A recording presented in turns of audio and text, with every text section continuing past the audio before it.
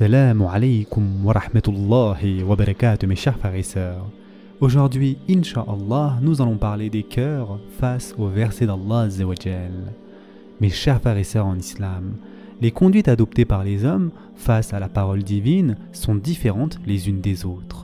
Et cela se traduit par de multiples réactions dissemblables des cœurs face à la parole d'Allah Azza wa Jal.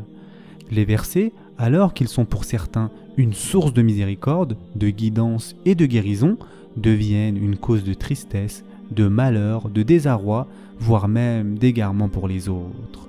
Le secret caché derrière cette réalité n'est rien d'autre que l'intention, le sentiment et le dessein nourri par le cœur à l'endroit de la parole d'Allah Azza wa Jal.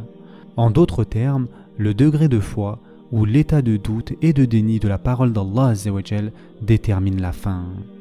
Et en effet, Allah Azza wa Jal nous attire notre attention sur cette réalité dans la sourate Al-Imran.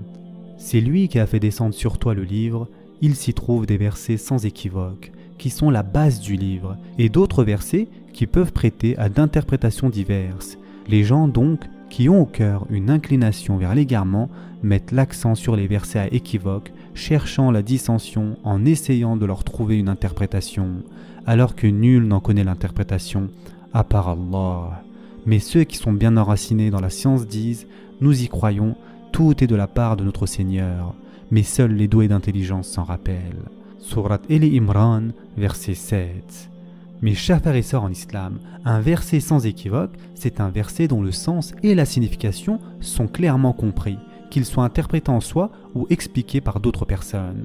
Et un verset à interprétation diverse, c'est un verset dont le sens et la signification ne peuvent être clairement compris, qu'il soit interprété en soi ou expliqué par d'autres personnes. Ceci étant dit, la question fondamentale mise en évidence dans ce verset est la différence de posture adoptée par les serviteurs au cœur impie par rapport à celle dotée de la science face au verset d'Allah Azza wa Jal. Les authentiques savants doués de sagesse ont foi que la totalité des versets coraniques provient d'Allah Azza wa Jal, c'est-à-dire qu'ils y croient au fond de leur cœur et ne manquent pas de l'affirmer par la langue. Cependant, ceux qui ont des penchants vicieux dans le cœur, quant à eux, se cramponnent donc sur les versets qui laissent cours à des sens divers juste dans l'intention de créer une atmosphère de chaos, c'est-à-dire de fitna. Et Allah Azza wa Jal nous rappelle que seuls ceux qui sont dotés d'intelligence peuvent comprendre ce point sensible et en tirer des leçons, afin d'accéder à la voie de droiture et d'y demeurer constamment.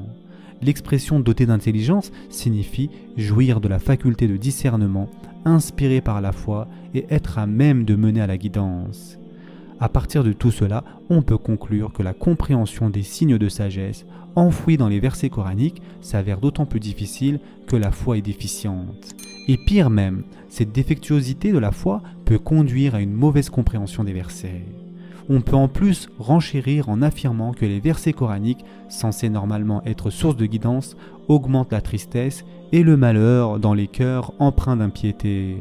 Les véritables savants, puisqu'ils sont doués de sagesse, sont pertinemment conscients de cette réalité. C'est pour cela qu'ils ne manquent pas d'implorer en permanence Allah Azza wa Jal en disant, comme ceci est indiqué dans le Coran, « Seigneur, ne laisse pas dévier nos cœurs après que tu nous aies guidés et accorde-nous ta miséricorde. C'est toi, certes, le grand donateur. » Sourate Al-Imran, verset 8. Le Coran, mes chers frères et sœurs en islam, est un livre saint pour lequel on doit avoir de la révérence et une grande considération, car c'est la parole de notre Seigneur. Ceux qui veulent établir une relation saine avec les versets du Coran doivent avant toute chose veiller à ce que leurs intentions soient saines. D'autre part, ils doivent aussi éviter cette grave erreur qui est de considérer le Coran comme la parole d'un homme ou d'une quelconque créature. Mes chers frères et sœurs en islam, notre Seigneur nous informe que le Coran est une source de guidance vers le chemin de droiture, une source de miséricorde qui forge en l'homme une personnalité bénéfique, un moyen de guérison spirituelle pour les maladies du cœur, une lumière divine qui éclaire les ténèbres du déni et du doute, une prescription éminente qui rappelle à l'esprit et à la conscience les réalités divines, et enfin, une source qui imprègne de l'ingéniosité et de la clairvoyance.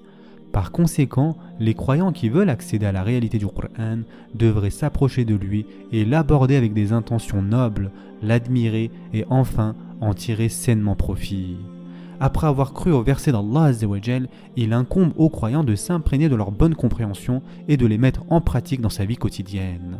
La compréhension de la parole divine est proportionnelle au degré de piété du cœur. Celui qui veut sincèrement parvenir à la guidance y parviendra. Qui souhaite accéder à la miséricorde divine y accédera. Et qui veut être sauvé des ténèbres trouvera une échappatoire vers la lumière divine. Tout comme nous l'avons déjà dit, les versets du tout miséricordieux visent à élever le serviteur et non à le rabaisser. Cependant, celui qui, plutôt que de manifester de la foi et de la révérence à l'égard de ces versets, abuse d'eux en les utilisant pour assurer ses propres intérêts et aboutir à des fins vicieuses, sera voué à la ruine et à la disgrâce pendant qu'il demeure encore ici-bas. Et en effet, Allah Azza wa Jal nous informe dans le Coran ce à quoi de telles personnes seront vouées.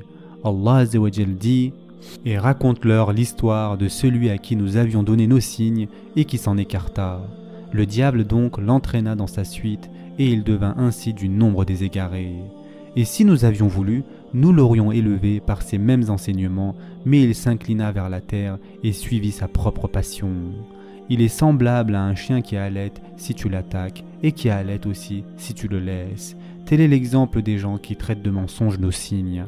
Eh bien, raconte le récit, peut-être réfléchiront-ils. Surat Al-A'raf, versets 175 et 176. De plus, mes chers frères et sœurs en islam, l'une des sagesses des recommandations divines est de dire « Lorsque tu lis le Coran, demande la protection d'Allah contre le diable banni. » Surat An-Nahl, verset 98. C'est-à-dire « A'oudhu billahi minash shaitanir rajim, bismillahir rahmanir rahim » Et donc ceci constitue un bouclier contre le mal des mauvais conseillers, des djinns et des humains qui soufflent le mal et le doute dans les cœurs et empêchent d'approcher le Coran avec un cœur sain. Et étant donné qu'à notre époque marquée par l'avancée technologique, il est très difficile de se préserver contre de tels doutes et incitations au mal. Il est donc de notre devoir de solliciter sans cesse l'assistance de notre Seigneur Allah Azza wa Jal. Ceci dit, à chaque fois que nous devons entrer en contact avec le Coran, réfugions-nous auprès d'Allah Azza wa Jal en prononçant la formule A'oudhu billahi minash shaitanir rajim, c'est-à-dire je cherche refuge auprès d'Allah contre Shaitan le lapidé, tout en sollicitant constamment son assistance à travers la formule Bismillahir Rahmanir Rahim, au nom d'Allah, le tout miséricordieux, le très miséricordieux. Ce sera tout pour aujourd'hui. Je vous souhaite dès maintenant un bon iftar. En attendant, prenez soin de vous mes chers frères et sœurs et à très prochainement, Inch'Allah.